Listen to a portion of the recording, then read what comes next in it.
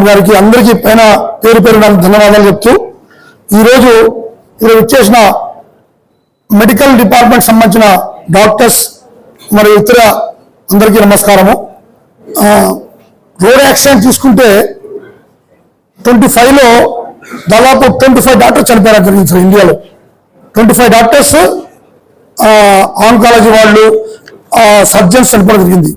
రీసెంట్లీగా ఈ ఇయర్ 26 ఇంకా 1 మంత్ కాలేదు, అప్పటికే ఒకరు డాక్టర్ గారు రోడ్ యాక్సిడెంట్ జరగడం జరిగింది.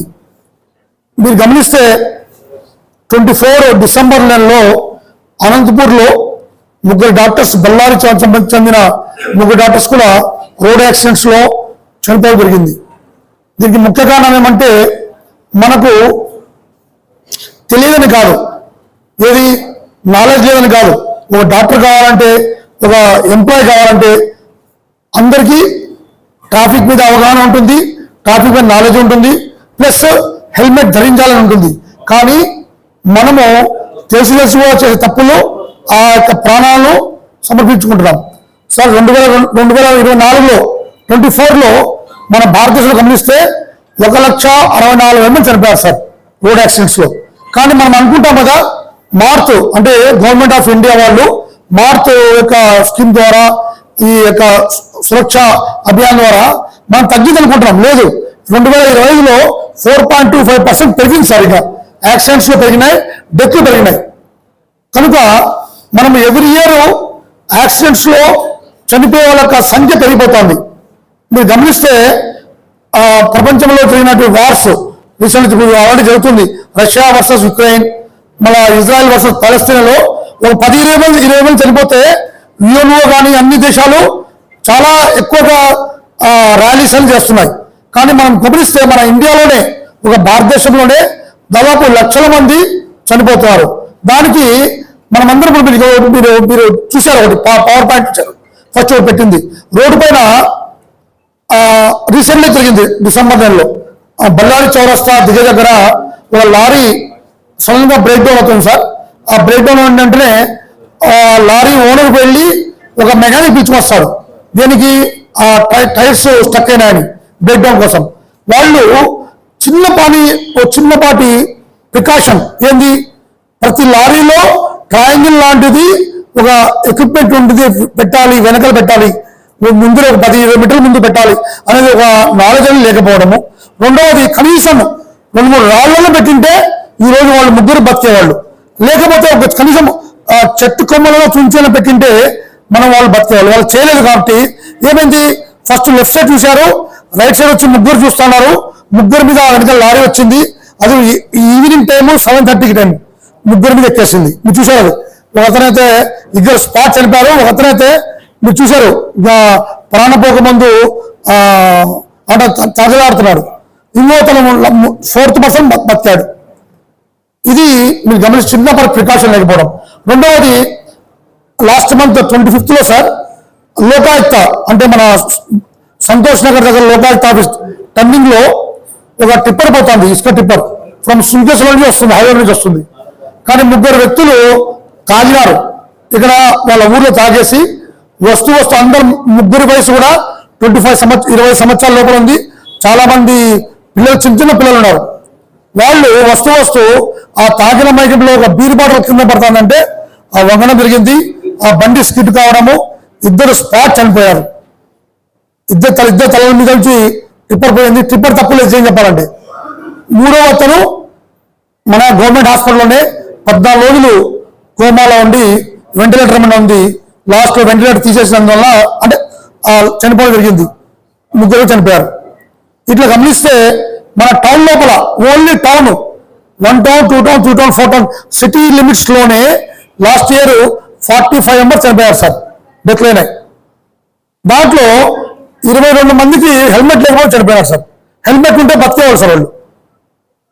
రెండవది, అవుట్స్కర్ట్స్ తీసుకుంటే 35 మంది చనిపోయారు. వాళ్ళందరూ బతికేవాళ్ళు.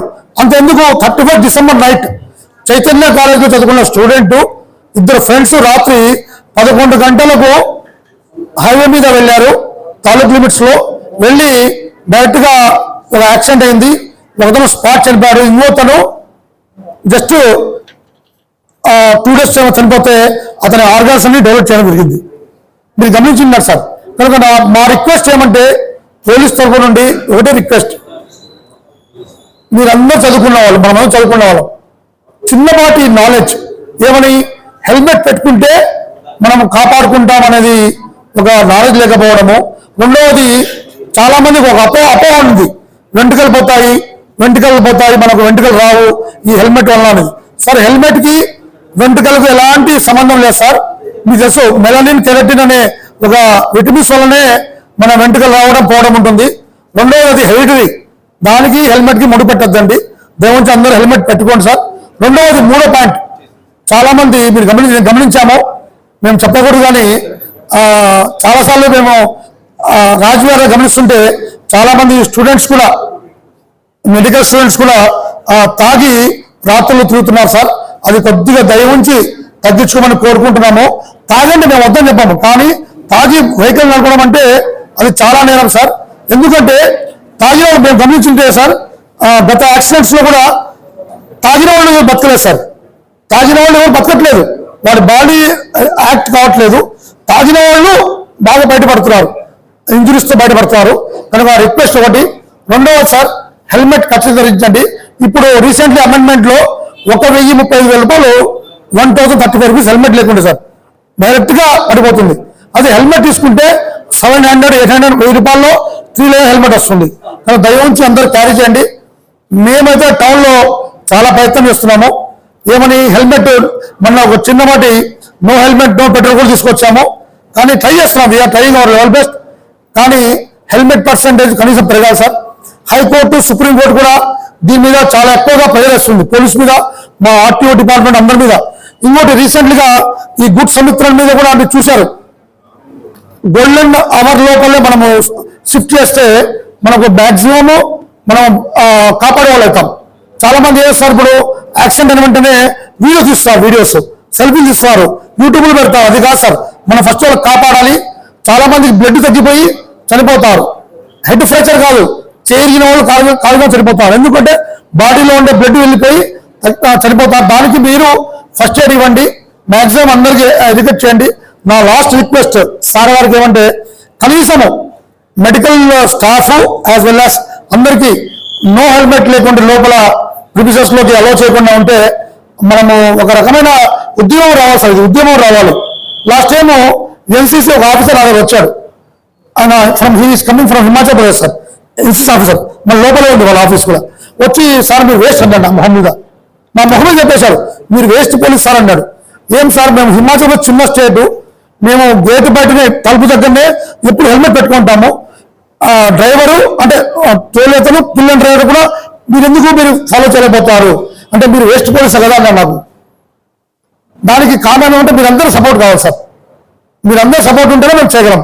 చాలాసార్లు మేము ఆపుతుంటే డాక్టర్స్, లాయర్లు, మా పోలీసు వాళ్ళు అందరూ వచ్చి మాతో వాదిస్తున్నారు. అందరి హెల్మెట్ ఎందుకు పెట్టుకోవాలి, 2 కిలోమీటర్ మీ హాస్పిటల్ ముందే రీసెంట్లీగా చనిపోయారు బుధవారపేటలో. తెలుసు మీకు, బస్సు జేకే స్టీల్స్ వాళ్ళ బస్సు వెళ్ళి బాడీ తల మీద పోవడము, ఆ బ్రెయిన్ అంతా రోడ్డంతా పడిపోతే మేము ఎత్తి లోపల వేసి పంపించడం జరిగింది. కనుక చాలా సందర్భాల్లో మేము గమనించేది ఏమంటే, రోడ్ యాక్సిడెంట్స్ లో భయంకరంగా వాళ్ళ పార్ట్స్ కూడా మేము చూస్తుంటే బాగా బాధేస్తుంది. ఎందువల్ల చనిపోతారు. దయవుంచి హెల్మెట్ క్యారీ చేయండి.